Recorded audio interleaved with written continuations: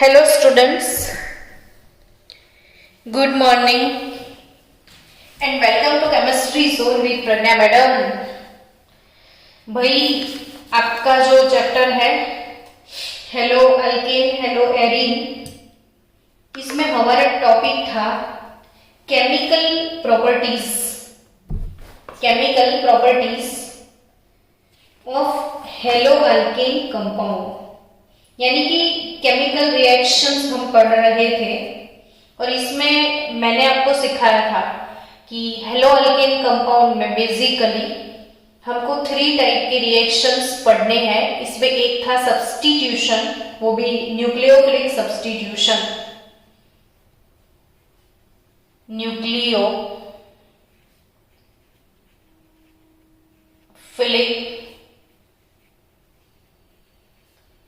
Substitution. दूसरा था elimination और तीसरा है रिएक्शंस विथ मेटल्स। इसमें न्यूक्लियोफिलिक का N, सब्स्टिट्यूशन का S। ये जो पूरा वर्ड है न्यूक्लियोफिलिक सब्स्टिट्यूशन, इसमें न्यूक्लियोफिलिक का N, सब्स्टिट्यूशन का S, दोनों को मिला दिया जाए तो ये वाले रिएक्शन को इन शॉर्ट हम SN रिएक्शन बोलते हैं, SN रिएक्शंस। नाउ ये जो SN रिएक्शंस है, SN रिएक्शंस जो भी है वो अगेन आपको 2 टाइप के SN रिएक्शंस पढ़ने हैं, 2 टाइप के। अब वो 2 टाइप कौन सा, तो आपको इसमें पढ़ना है SN1 और SN2। अगेन मन में कंफ्यूजन कि भाई ये 1 और 2 कहां से आए इसमें, है ना। तो बच्चा लोग ये 1 क्या है, 2 क्या है, तो हमने एक चैप्टर और भी सीख के रखा है केमिकल काइनेटिक, और उसमें हम पढ़ चुके हैं ऑर्डर ऑफ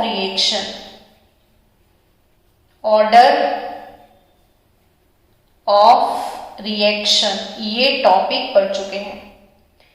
तो बच्चा लोग ये SN1 जो है, SN1 रिएक्शन में जो रिएक्शन रेट, SN1 रिएक्शन के लिए जो रेट एक्सप्रेशन, हम रेट एक्सप्रेशन ऐसा एक टॉपिक पढ़े थे कि रेट एक्सप्रेशन इसमें लिखते हैं तो K और concentration of substrate only, substrate यानी रिएक्टर।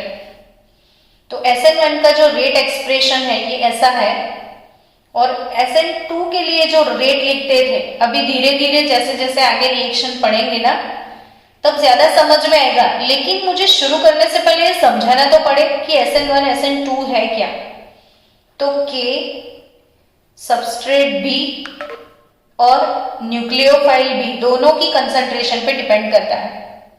अब इसमें सिर्फ आपको पता है कि जो भी कंसंट्रेशन के ऊपर जो एक्सपोनेंट होता है, पावर होता है, इसको हम ऑर्डर ऑफ रिएक्शन बोलते हैं। तो SN1 रिएक्शन का रेट एक्सप्रेशन ऐसे लिखते हैं, तो ऑब्वियसली इसका पावर 1 है, तो इसीलिए ये वाले रिएक्शन का जो ऑर्डर है, order of reaction, it is 1, और here order of reaction, substrate का पावर 1, न्यूक्लियोफाइल का पावर 1, दोनों की कंसंट्रेशन पे डिपेंड करता है। So order of reaction 2, so we can say here it is bimolecular reaction, it is unimolecular reaction. सो बच्चा लोग आपको यूनिमॉलिक्यूलर और bye molecular reaction SN1 SN2 आज पढ़ना है। इसमें SN का मतलब फिर से S is stand for substitution, N is stand for nucleophilic. तो S यानी सब्सटीट्यूशन, N यानी न्यूक्लियोफिलिक, जो न्यूक्लियोफिलिक सब्सटीट्यूशन है, इन शॉर्ट इसको हम SN रिएक्शंस बोलते हैं। और there are two type of SN reaction, SN1 और SN2। 1 means unimolecular and 2 means bimolecular. अब हम शुरू करने के लिए जा रहे हैं। सबसे पहले आज आप पढ़ने वाले हो SN2 रिएक्शन हम पढ़ेंगे। कौन सा रिएक्शन पहले पढ़ेंगे? SN2 reaction. SN2 bimolecular nucleophilic substitution, bimolecular nucleophilic substitution. बच्चा 1937 73 में बोलने जा रही थी, 1937 साइंटिस्ट एडवर्ड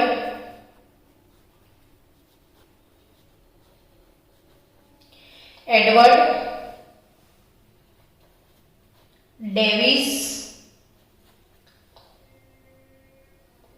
ह्यूज एंड दूसरे साइंटिस्ट है सर क्रिस्टोफर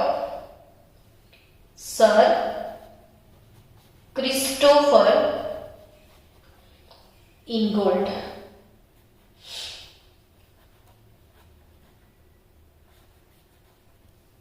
तो 1937 में there were two scientists, Edward Davis Hughes and Sir Christopher Ingold, proposed the reaction mechanism of SN2 reaction, which is can be SN2 reaction की मैं बात करूं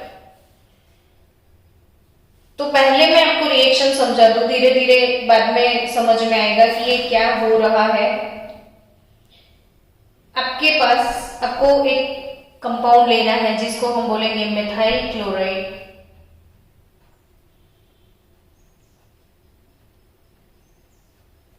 methyl chloride, ठीक है। अब आप मन से सोचना कि भाई ये कार्बन कौन से हाइब्रिडाइजेशन में है। तो ऑब्वियसली आपके मन में आंसर आ गया होगा कि sp3 अल्केन तो है और अल्केन हमेशा sp3 हाइब्रिडाइजेशन में होते हैं, तो शेप टेट्राहेड्रल है। ये कार्बन के साथ 3 हाइड्रोजन, ये sp3 हाइब्रिड कार्बन और हेलोजन यानी ये हेलो अल्केन है। अब इस पे एक न्यूक्लियोफिलिक आयन OH- का अटैक होने वाला है। अब ये अटैक के बारे में सोचो बच्चा लोग कि ये न्यूक्लियोफाइल जो है, न्यूक्लियोफाइल OH- जिसको इसको अटैक करना है। तो आप ऑलरेडी केमिकल काइनेटिक चैप्टर में एक चीज पढ़ चुके हो कि कभी एक मॉलिक्यूल का दूसरे मॉलिक्यूल के साथ अटैक होता है, दोनों के बीच में कब रिएक्शन होता है। तो देयर आर 3 नेसेसरी कंडीशंस। तो 3 नेसेसरी कंडीशंस वो कौन कौन सी थी याद करवाओ। तो दो जो रिएक्टेंट है उन दोनों के बीच में कोलिजन होना चाहिए, दूसरी रिक्वायरमेंट कोलिजन प्रॉपर एनर्जी वाला होना चाहिए और तीसरी रिक्वायरमेंट कोलिजन प्रॉपर डायरेक्शन से होना चाहिए। सो ये कोई भी दो रिएक्टेंट के बीच में अगर तब रिएक्शन होगा जब कोलिजन होगा, कोलिजन प्रॉपर एनर्जी के साथ होगा और कोलिजन प्रॉपर डायरेक्शन के साथ होगा। अब सोचो, हम भी नेगेटिव, आप भी नेगेटिव, ये नेगेटिव, ये नेगेटिव। अब दोनों नेगेटिव एक दूसरे के सामने है और दो ये इसी ही साइड से अगर अटैक करेगा तो ऑब्वियसली नेगेटिव नेगेटिव के बीच में रिपल्शन होगा। ये इसको रिपेल करेगा, ये इसको रिपेल करेगा, तो कहां से अच्छा सा कोई अटैक होगा? तो नहीं होगा। तो ये चीटिंग करेगा, ये इस साइड से अटैक करेगा तो फेल हो जाएगा, वो पीछे से अटैक करेगा। तो पीछे से इसका अटैक होने वाला है, OH माइनस पीछे से अटैक करेगा, घर के पिछवाड़े से वो घुस जाता है घर में। समझो ऐसा कि ऑलरेडी ये कार्बन जो है शादीशुदा कार्बन है, Cl ऑलरेडी उसके साथ है, एक वाइफ तो है, वो दूसरी वाइफ लाने को सोच रहा है और सीधा डायरेक्टली घर में आके रख देता है, तो होगा क्या? तो भाई घर में झगड़ा ही हो जाएगा, पूरा अजीब सा माहौल हो जाएगा। ये तीनों बच्चे जो है, ये जो बच्चे हैं कार्बन के 3, वो तीनों बच्चे टेंशन में आ जाएंगे कि ये क्या हो गया घर में, ये वाला मैरिज टूटने को है, नया मैरिज बनने को है। तो होगा क्या एक्चुअली, ये अटैक, पीछे वाला अटैक सक्सेस जाएगा, OH ऐसे आ जाएगा और ये बॉन्ड बनने लगेगा कार्बन के साथ और ये वाला बॉन्ड टूटने लगेगा। एक बॉन्ड बनने को है, एक बॉन्ड टूटने को है। अरे बाप रे, नया सा कुछ हो रहा है, पुराना टूट रहा है, कुछ बनता है कुछ टूटता है, तो एक अजीब सा कंडीशन होता है। और वैसे ही स्टेट को हम ट्रांजिशन स्टेट और इंटरमीडिएट कंपाउंड बोलते हैं। इसको हम क्या बोलेंगे? Transition state. It's our transition state. अजीब सा है, बनने को है टूटने को है। तो अभी कार्बन के साथ एक कुछ नया हो रहा है, बट 3 उसके बच्चे हैं, वो तो है ही है। तो वो तीनों कार्बन का हाइब्रिडाइजेशन जो sp3 का चेंज हो जाएगा, sp2 हो जाएगा। और sp2 हाइब्रिडाइजेशन में सारा हिंदुस्तान ये जानता है कि शेप ट्रायंगुलर प्लानर हो जाएगा। तो ये जो हाइड्रोजन है अपनी पोजीशन बदल लेंगे, यानी तीनों बच्चे एक रूम में चले गए, वैसा सोच लो। ये झगड़े हो रहे हैं घर में और तीनों बच्चे डर के मारे ऐसे एक रूम में आ गए। ये जो शेप दिख रहा है ना आपको, ट्रायंगुलर प्लानर शेप हो गया, क्योंकि sp2 हाइब्रिडाइजेशन में आ गया। इसको ट्रांजिशन स्टेट या इंटरमीडिएट कंपाउंड बोला जाता है। तो ये जो सिचुएशन आ गई ट्रांजिशन स्टेट, और अचानक से फिर होगा क्या? तो क्लोरीन को ये अच्छा नहीं लगेगा ना, ऐसे घर में कोई नया पर्सन बिना बोले बताए आ जाता है, तो ये रिमूव हो जाएगा, क्योंकि क्लोरीन से ये पार्टी ज्यादा स्ट्रांग होगी। आपको ये चीज भी पता है कि सब्स्टिट्यूशन कब होगा, तो कोई स्ट्रांग न्यूक्लियोफाइल ही कोई वीक न्यूक्लियोफाइल को उठा सकता है। यानी ये स्ट्रांग है, ये वीक हो गया इसके सामने, तो उसको जाना पड़ेगा। तो अब C के साथ नया सा बॉन्ड बन गया OH। तीनों बच्चे इससे तो दूरी भागने वाले हैं। तो ये जो हाइड्रोजन है तीनों, ये हाइड्रोजन बहुत ध्यान से समझो, सोचो, सीखो बच्चा लोग। ये पूरा जो पोर्शन है चेंज हो जाएगा, पूरा माहौल चेंज हो गया। और ये वाला पोर्शन, ये वाला हाइड्रोजन इधर आ जाएगा, ये वाला हाइड्रोजन यहाँ पे आ जाएगा। और पूरा मॉलिक्यूल देखो, पहले जिस पोजीशन में था, पहले ऐसे था, अब ऐसे हो गया, ऐसे वाला पूरा ऐसे हो गया, ऐसे था ऐसे हो गया। देखो पूरा डायरेक्शन चेंज नहीं हो गया। Cl इधर था, OH पीछे से आया, ऐसे हो गया। तो इस टाइप ये मॉलिक्यूल में इन्वर्जन हुआ। क्या हुआ बच्चों? इन्वर्जन। इसको क्या बोलोगे आप? Molecular inversion. और ये जो मॉलिक्यूलर इन्वर्जन हुआ ना, इसको हम वाल्डन इन्वर्जन भी बोलते हैं। वाल्डन इन्वर्जन, इसको क्या बोलते हैं हम? Walden inversion. समझे आप? Walden inversion. तो ये पक्के से याद रखियो कि ये जो रिएक्शन है SN2 हम पढ़ रहे हैं, SN2 1937 Edward Davies Hughes and sir Christopher Ingold ने ये प्रपोज किया था, ये मैकेनिज्म, जिसमें ये 1 स्टेप में ही होता है। SN2 वाला रिएक्शन ओनली 1 स्टेप में हो जाता है। और ये जो न्यूक्लियोफिलिक अटैक है वो पीछे से होता है, ऑपोजिट डायरेक्शन से, और पूरे मॉलिक्यूल का जो शेप है वो चेंज हो गया, वो इन्वर्जन इसमें हो गया, और इस टाइप के इन्वर्जन को क्या बोला जाता है, वाल्डन इन्वर्जन।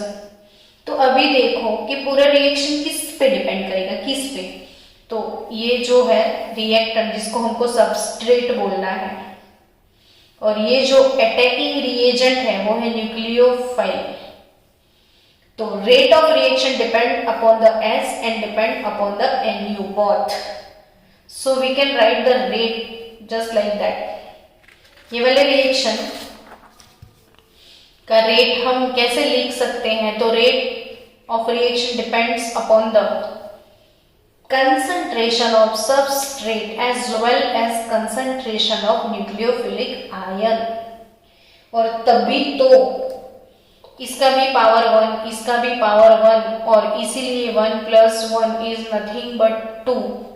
सो ये वाले रिएक्शन को हम सेकेंड ऑर्डर और बायमोलिक्यूलर और SN2 ऐसे हम इसको मेंशन करते हैं। ये 2 क्यों लिखते हैं, तो ये इसीलिए कि ये सेकेंड ऑर्डर न्यूक्लियोफिलिक सब्स्टिट्यूशन है। तो ऑब्वियसली आपको समझ में आ गया कि मिथाइल क्लोराइड के साथ मैंने ये रिएक्शन परफॉर्म किया, यानी कि reactivity order 1 degree hello alkane, 2 degree hello alkane, 3 degree hello alkane हो गए, यानी सबसे ज्यादा फास्ट SN2 रिएक्शन फास्ट किसके साथ होता है, तो प्राइमरी हेलो अल्केन के साथ SN2 रिएक्शन फास्ट होता है। अब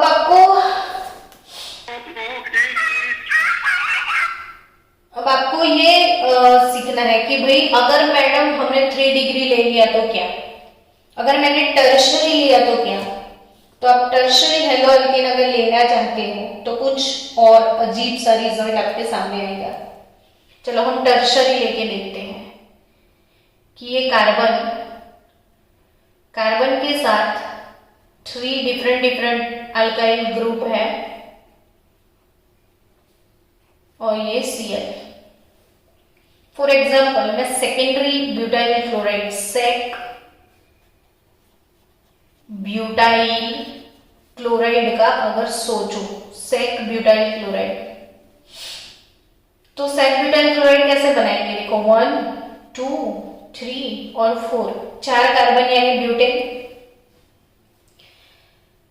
यहाँ पे क्लोरीन डाल दो। क्लोरीन जिस कार्बन के साथ अटैच होता है वो कार्बन और 2 कार्बन के साथ अटैच होता है तो ये सेक ब्यूटाइल हो गया। अब ये कार्बन के बारे में सोचो आप कि इसके ये बाजू मिथाइल है, ये बाजू इथाइल है, R1 हो गया, R2 भी हो गया, यहाँ पे क्लोरीन और चौथी वैलेंसी हाइड्रोजन। तो ये सेकेंडरी ब्यूटाइल क्लोराइड में कार्बन की चारों वैलेंसी अलग अलग है, एक साइड मिथाइल, इथाइल, हाइड्रोजन और क्लोरीन, और वैसा कार्बन जिसकी चारों वैलेंसी अलग है जिसको हम किराल कार्बन या कायरल कार्बन, किराल कार्बन हम इसको बोलते हैं, अनसिमेट्रिकल कार्बन है, ये किराल सेंटर है, और जिसमें किराल कार्बन होता है वो सब्सटेंस ऑप्टिकली एक्टिव होता है, समझ रहे हो आज। तो ये किराल सेंटर है, ऑप्टिकली एक्टिव सेंटर है, it's done chiral carbon optically active carbon. तो ये वाला जो chiral centre optically active centre है, उस किराल कार्बन में ऑप्टिकली एक्टिव हमारा सबस्ट्रेट होता है, तो कैसे रिएक्शन होता है, लास्ट में क्या क्या रिजल्ट मिलता है वो सीखते हैं। चलो सेक ब्यूटाइल क्लोराइड अगर मैंने ऐसे लिख दिया R1 R2 R3 तो कैसे रिएक्शन होगा वो समझते हैं। इसमें चीटिंग कुछ भी नहीं होता, इसमें चीटिंग हुआ था। कैसे चीटिंग हुआ था, तो ये जो कुछ नया ये कार्बन कुछ नए न्यूक्लियोफिलिक अटैक के साथ जा रहा है तो सीधे डायरेक्टली वो घर में घुस गया और जो पहले से घर में था उसको निकाल दिया। ये ऐसा नहीं करेगा, ये लीगली काम करेगा कि पहले भाई तो डिवोर्स ले ले, तो ये डिवोर्स देगा सबसे पहले। यानी कि बच्चों जो यहाँ पे फर्स्ट स्टेप है, फर्स्ट स्टेप ऑफिशियली फॉलो होगा स्टेप 1, ये रिएक्शन 2 स्टेप में होगा। ऑफिशियली इसमें फॉलो होगा स्टेप 1। स्टेप 1 क्या होगा वो समझो। स्टेप 1 तो ये यहां से ब्रेक हो जाएगा, यानी स्टेप 1 स्लो स्टेप है और स्टेप 1 में क्लोरीन अगर रिमूव होता है तो कार्बन R1, R2, R3 और इसके ऊपर प्लस चार्ज, यानी यहां पे फॉर्मेशन ऑफ कार्बो कैटायन होगा। ऐसा कार्बन जो पॉजिटिव चार्ज्ड कार्बन है, ऑब्वियसली इसके पास कितने इलेक्ट्रॉन हैं तो आप समझ सकते हो 1 2 3 4 5 6, ये 6 इलेक्ट्रॉन वाला स्पीसीज होता है विच इज कार्बोकैटायन। और जिसके पास 6 है, ऑक्टेट क्लियर नहीं है, तो ये इलेक्ट्रॉन डेफिशिएंट है। वो नींद में भी आप बता सकते हो कि ये पार्टी इलेक्ट्रॉन डेफिशिएंट है, यानी यहां ऑफिशियली डिवोर्स हो गया। अब डिवोर्स कब होगा किसका ये तो पता नहीं चलता, कितना भी टाइम लग सकता है डिवोर्स में, लीगल प्रोसेस है। तो इसीलिए याद रखो हमेशा कि ये फर्स्ट स्टेप जो होता है वो स्लो स्टेप होता है, स्लो स्टेप।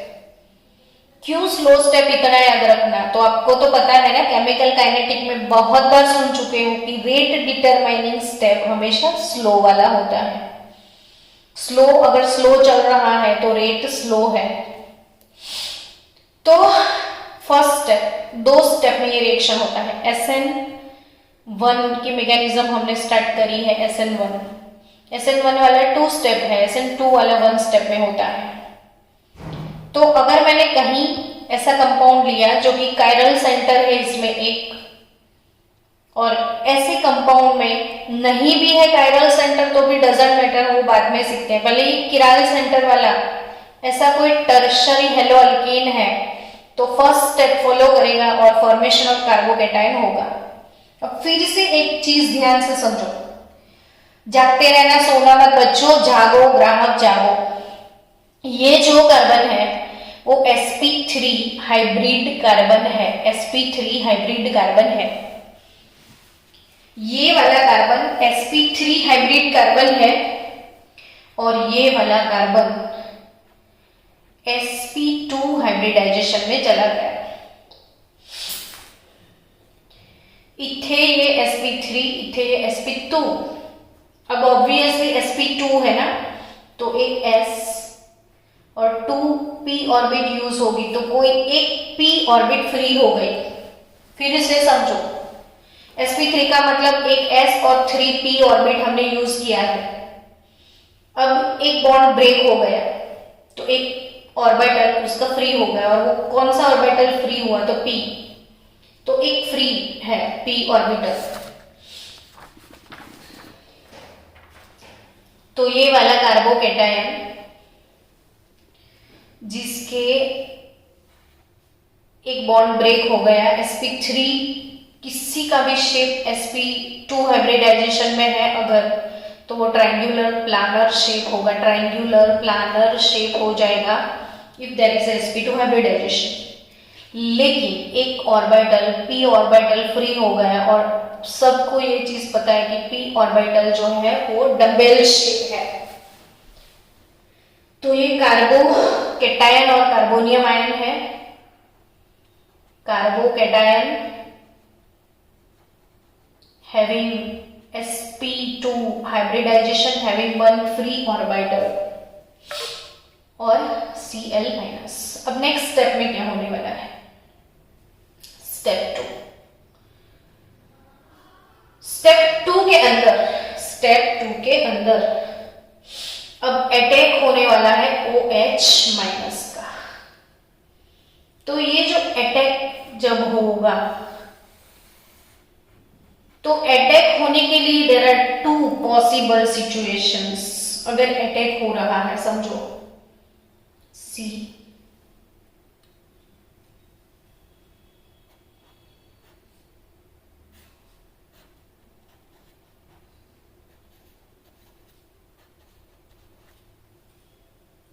मेरे साथ आप भी ड्रॉ करना ताकि आपको समझ में आए।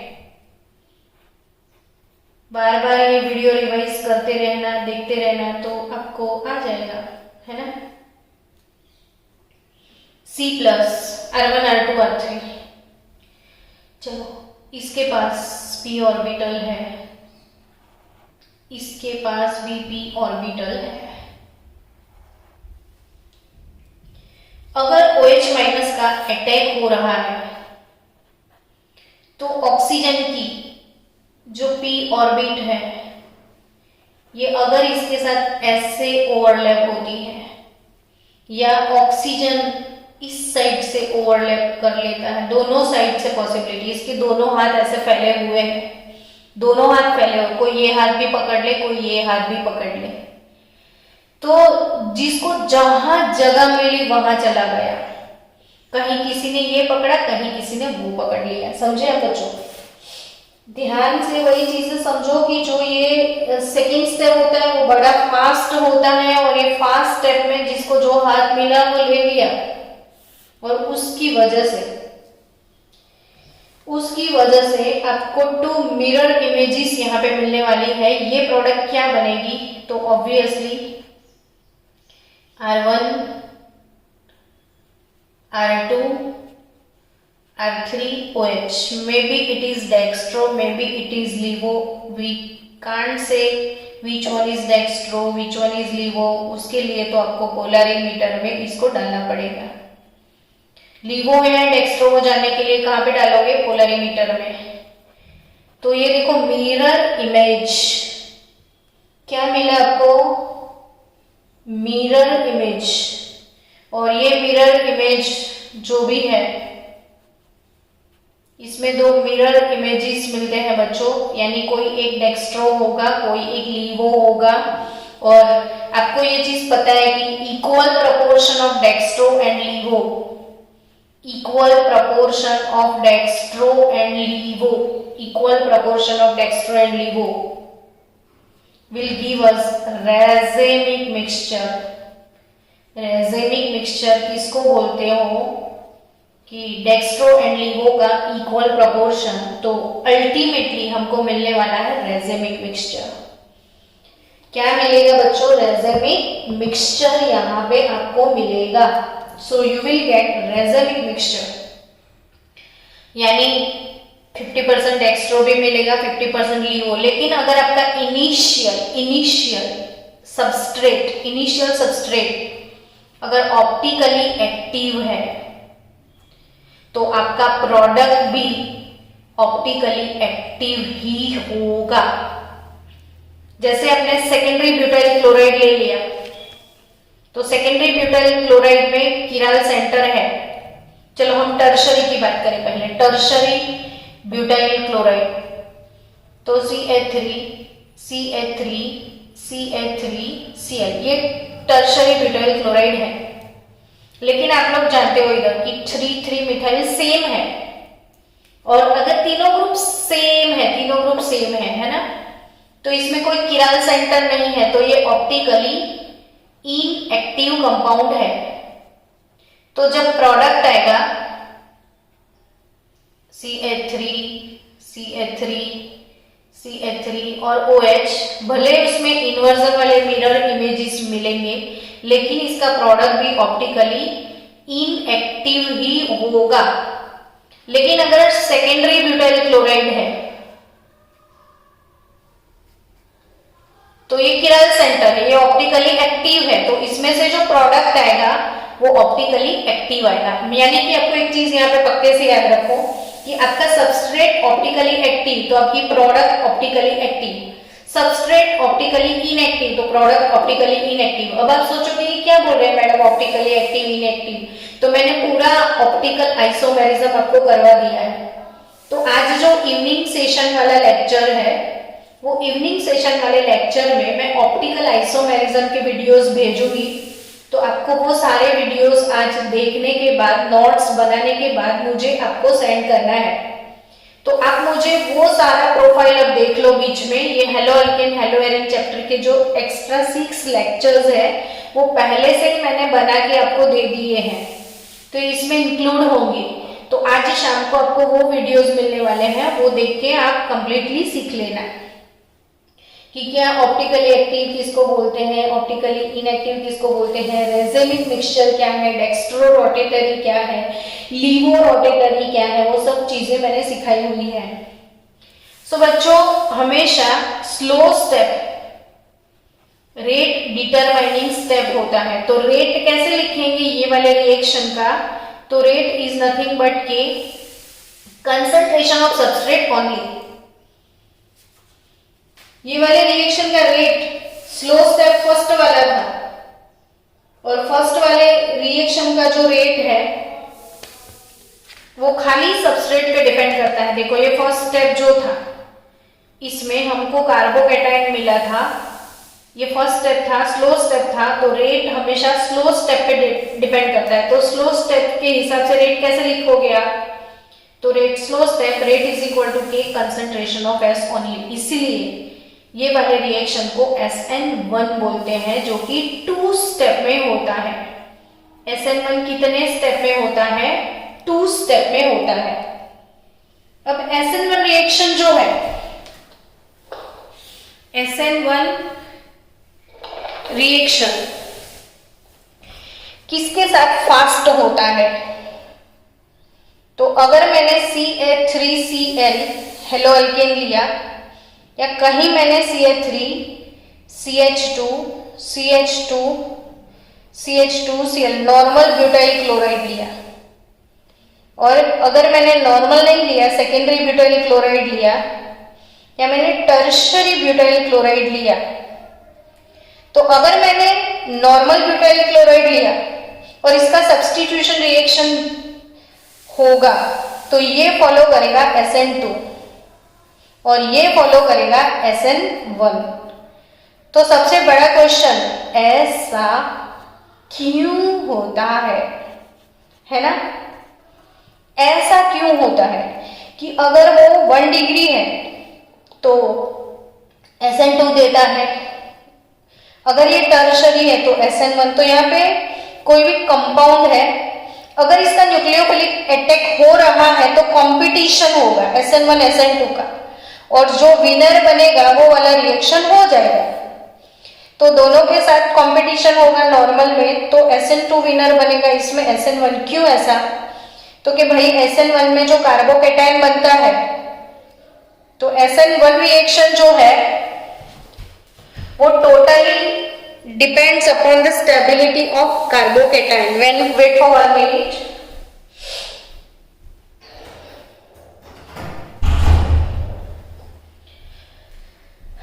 क्यों भाई ये रिएक्शन जो है वो टर्शरी के साथ फास्ट होता है, वो समझाती हूं मैं आपको। कि जो कार्बोकैटायन है CH3 ऐसा कार्बन जिसके साथ 3 अदर कार्बन है, तो ये टर्शरी कार्बोकैटायन। ऐसा कार्बोकैटायन जिसके साथ और 2 कार्बन है, तो वो सेकेंडरी कार्बोकैटायन। ऐसा कार्बोकैटायन जिसके साथ सिर्फ एक और कार्बन है, तो वो प्राइमरी। और ऐसा कार्बोकैटायन जिसके पास कोई अल्काइल ग्रुप नहीं है, तो वो सिंपली मिथाइल कैटायन। अब बच्चों, मैंने पहले ही बता दिया था कि ये इलेक्ट्रॉन डेफिशिएंट है। ये कार्बन कैसा है? Electron deficient. और इलेक्ट्रॉन डेफिशिएंट है और इसके साथ 3 मिथाइल ग्रुप है, तो methyl group plus I effect बताते हैं, शो करते हैं, प्लस आई इफेक्ट शो करते हैं। मतलब प्लस आई मतलब क्या? तो इलेक्ट्रॉन डोनेटिंग। चलो, इस बच्चे का 50,000 रुपया खो गया, यानी ये मनी डेफिशिएंट है।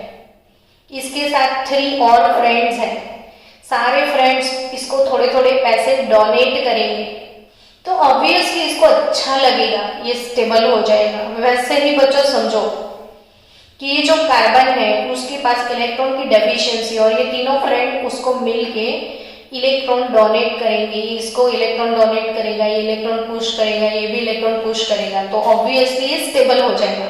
तो हमेशा याद रखो कि सबसे ज्यादा स्टेबल कार्बोकैटायन टर्शियरी होता है। So stability of carbocation tertiary greater than secondary greater than primary greater than methyl, यानी जिसका कार्बोकैटायन सबसे ज्यादा स्टेबल उसके साथ SN2 ही होना है, सॉरी SN1 ही होना है। जिसका कार्बोकैटायन जितना ज्यादा स्टेबल प्रोड्यूस होने वाला है उसके साथ हमेशा SN1 होता है। अब ये मिथाइल क्लोराइड है तो लेस स्टेबल कार्बोकैटायन है तो ये SN2 फॉलो करेगा। समझ रहे हो? तो बच्चा लोग कल का लेक्चर भी मैं SN1 SN2 पे ही देने वाली हूँ। कल हम और ज्यादा एग्जाम्पल्स के साथ पढ़ेंगे कि stability of carbocation different MCQ solve करेंगे, और उसके साथ साथ what is the difference between SN1 and SN2 mechanism वो भी कल के लेक्चर में होगा। सो आज के लिए इतना ही हम सीखते हैं।